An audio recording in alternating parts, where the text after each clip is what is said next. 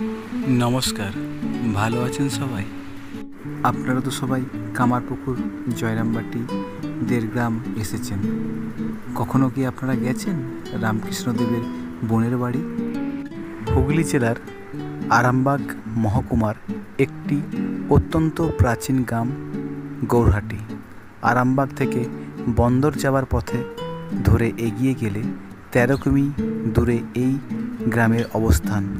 ওইখানে গড়ে উঠেছে রামকৃষ্ণ মঠ। গৌরহাটি বন্দ্যোপাধ্যায় পরিবারের সন্তান রাম সদয়ের সাথে রামকৃষ্ণদেবের ছোট বোন সর্বমঙ্গলার বিয়ে হয়েছিল, আর রাম সদয়ের ভাগ্নি শাকম্ভরীর বিবাহ হয়েছিল রামকৃষ্ণদেবের মধ্যম ভ্রাতা রামেশ্বরের সঙ্গে। 1848 খ্রিস্টাব্দে এই বিবাহ দুটি সম্পন্ন হয়েছিল। এই ধরনের বিবাহকে বদল বিয়ে বা পাল্টি বিয়ে বলা হতো। এই দুটি বিবাহকে কোনো পক্ষেই কোনো রকম পণ দিতে হয়নি।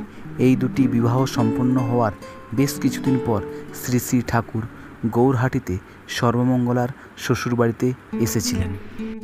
বালক অবস্থায় এসে দেখেন তার বোন সর্বমঙ্গলা তার নিজ স্বামীর পা টিপে দিচ্ছেন। এইটি দেখে তিনি খুব মুগ্ধ হন ও তিনি বাড়ি ফিরে যেয়ে তিনি একখানি ছবি আঁকিয়া মাকে দেখায়। সেই ছবি মা পাড়া প্রতিবেশীকে দেখিয়েছিলেন যে ছোট্ট গোদায় তিনি এই ছবি অঙ্কন করেছেন। শ্রী ঠাকুর পদধূলিধন্য গৌরহাটিতে সর্বমঙ্গলার শ্বশুরবাড়ির সেই ভিটের ধ্বংসাবশেষ রয়েছে এখনও। বন্দ্যোপাধ্যায়দের এই ভিটে রামলাল, শিবরাম ও লক্ষ্মীমণি দেবীর একদিকে মামাবাড়ি, আবার পিসিবাড়িও।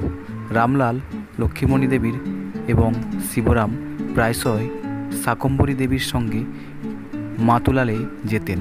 স্বামী তেজসানন্দ তার শ্রী শ্রী মা ও সপ্ত সাধিকা গ্রন্থে জানিয়েছেন। একবার লক্ষ্মীমণি দেবী তাহার মাতার সহিত গৌরহাটি গ্রামে মাতুলায় শারদীয়া দুর্গাপুজো দর্শনে গমন করেছেন। অনুমান করতে অসুবিধা নেই, শ্বশুরবাড়ি হওয়া সুবাদে রামেশ্বর এর ভিটে একাধিকবার এসেছেন। বর্তমানে বন্দ্যোপাধ্যায় বংশের পতিত ভূখণ্ড আগাছায় ভরা খোলা আকাশের নিচে রয়েছে প্রাচীন শিবলিঙ্গ। এই ছবিটি রামকৃষ্ণদেবের আঁকা নয়, কিন্তু সেই চিত্রকে অনুসরণ করে বেলুড় মঠের এক চিত্রশিল্পী তিনি এই ছবি অঙ্কন করেন। এই মঠটির নির্মাণ যেনারা করেছিলেন ওনাদের ছবি আমি আপনাদের তুলে ধরলাম। শ্রী শ্রী রামকৃষ্ণদেবের পদধূলি ধন্য অত্যন্ত পবিত্র ভূমি গৌরহাটিতে পরবর্তীকালে গড়ে উঠেছে রামকৃষ্ণ মঠ। মঠে শ্রী রামকৃষ্ণ মন্দিরে রয়েছে শ্রী শ্রী ঠাকুরের বিগ্রহ। বেলুড় রামকৃষ্ণ মঠ ও মিশনের স্বতন্ত্র শাখা কেন্দ্র হিসাবে স্বীকৃতি পেয়েছে রামকৃষ্ণ মঠ গৌরহাটি। 1971 সালে শ্রীরামকৃষ্ণ ভাবানুরাগী কয়েকজন ভক্তের উৎসাহে ও উদ্দীপনায় গ্রামের শ্মশানে একপাশে একটি পর্ণকুটির নির্মাণ করেন। শ্রীরামকৃষ্ণদেবের পট স্থাপন করে আশ্রমের প্রতিষ্ঠিত হয়। উদ্যোগী ভক্তবৃন্দ ও দাতাদের দানে কিছুদিন পরে সংলগ্নে কিছুটা জমি পাওয়া যায়। অর্থ সংগ্রহ করে মন্দির নির্মাণের কাজ ও শুরু করেন ভক্তরা। পরে আর্থিকভাবে কাজ থেমে যায়। এই মঠটি প্রায় 15 বিঘা জমির উপর নির্মিত আছে। অবশেষে 1986 সালে 12ই মে অক্ষয় তৃতীয়ার দিন নবনির্মিত এই মঠটি উদ্বোধন হয়। 1987 সালে 11ই জুন স্নানযাত্রার দিন মন্দির ঠাকুরের বিগ্রহ প্রতিষ্ঠা করেন সহ স্বামী ভূতেশ্বরীনাথ মহারাজ। 2009 সালে 10ই এপ্রিল সহ স্বামী প্রেমানন্দ মহারাজ এবং সাধারণ সম্পাদক স্বামী প্রভানন্দজি মহারাজ উপস্থিত বেলুড় মঠ একটি অধিগ্রহণ করেন এবং নিকট ময়াল ইছাপুর মঠের উপকেন্দ্র হিসাবে স্বীকৃত হয়। এই মঠটি মঠ নয়, সেবামূলক প্রতিষ্ঠান। গরিব দুঃখী মানুষদের পাশে সবসময় ইনি দাঁড়ান। খরা হোক বা বন্যা হোক, মানুষের পাশে সর্বদা সবসময় এসে দাঁড়ান ওনারা। এনাদের সেবামূলক কাজটি হলো গদাধর অভ্যুদয় প্রকল্প, দাতব্য চিকিৎসালয়, প্রতি মাসে বিনা ব্যয়ে চোখের ছানি পরীক্ষা ও অপারেশন, শীত বস্ত্রদান বিতরণ করেন, নতুন বস্ত্র বিতরণ করেন, দরিদ্র নারায়ণ সেবা সহ সারা বছর ধরে সেবামূলক কাজের সাথে এই মঠ যোগ থাকেন। এই মঠে আপনারা যদি মহাপ্রসাদ গ্রহণ করেন আপনারা আসতে পারেন। কোনো কুপন মূল্য থাকে না, থাকার জন্য কোনো চার্জ লাগে না। আপনারা আগে থেকে মহারাজের সাথে যোগাযোগ করে আপনারা এখানে একটা দিন সুন্দরভাবে থাকতে পারেন। তবে বিবেচনা হিসাবে আপনারা মহারাজকে কিছু দান করে যেতে পারেন।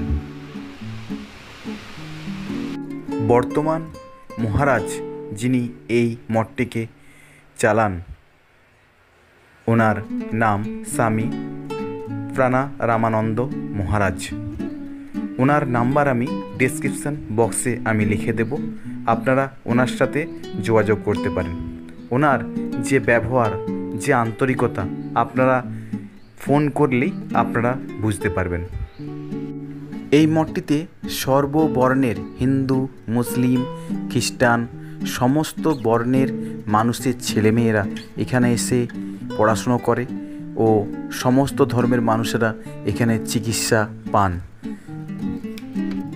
এই মঠকে আপনারা আসবেন কিভাবে? আপনারা হাওড়া থেকে লোকাল ট্রেন ধরে গোঘাট কিংবা আরামবাগ লোকাল ট্রেন ধরে আপনারা নামতে হবে আপনাদের আরামবাগ রেল স্টেশনে। ওইখান থেকে একটু আগিয়ে দেখবেন অটো স্ট্যান্ড আছে, ওই অটোতে চেপে আপনারা চলে আসবেন আরামবাগ বাস স্ট্যান্ডে। তারপরে আরামবাগ বাস স্ট্যান্ডে দেখবেন বন্দরগামী কয়েক মিনিট ছাড়াই অনেক বাস যায়। তো আপনারা ওই বন্দরগামী বাসেতে চেপে পড়বেন। তো ওইখান থেকে আপনারা বলবেন আমরা রামকৃষ্ণ মঠ যাব। আপনাদের ভাড়া পিছু হয়তো 20 টাকা নেবে, আপনাদের মঠের সামনে নামিয়ে দেবে, কিংবা মোটরসাইকেলে কিংবা 4 চাকাতে আপনারা অনায়াসেই চলে আসতে পারবেন। আমি বলবো আপনারা একটিবার হলেও এই মঠকে আসুন। আপনারা আসলেই দেখতে পাবেন সুন্দর পরিবেশ ও মহারাজের ব্যবহার অতুলনীয়। এখানে এসি বা নন এসি সব রকমেরই রুম আছে, আপনারা আসুন অবশ্যই। আমি মহারাজের নাম্বার আমি ডেসক্রিপশন বক্সে দিয়ে দেবো। স্বামী প্রাণারামানন্দ মহারাজ, উনি ওখানকার অধ্যক্ষ, ওনার সাথে আপনারা যোগাযোগ করে নেবেন। তো আজ এই পর্যন্তই, আবার দেখা হবে কোনো ভিডিওতে। দয়া করে আপনারা সাবস্ক্রাইব ও লাইক করে দেবেন। আপনারা রামকৃষ্ণদেবের আশীর্বাদে আপনাদের পরিবার সুস্থ সবলভাবে কাটুক, আগামী দিনগুলো আপনাদের কাছে ভালোভাবে কাটুক।